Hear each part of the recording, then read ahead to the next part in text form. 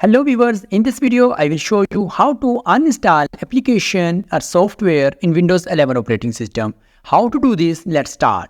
Click on Windows 11 icon and now find here gear setting icon. Click on it. Setting will appear. On the left side you will find an option apps. Click on apps option. On the right side you will find installed app. Click on installed apps. You will find all applications that are installed in your PC or laptop. You can find here your desired application. There is two methods. First method is write the name of application in search box. Your application will come up.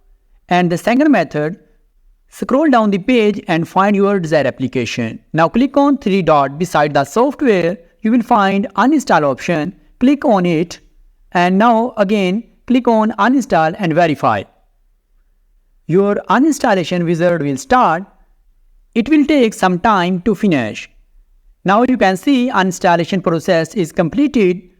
Hope so this video will be helpful for you. See you in another video. Goodbye.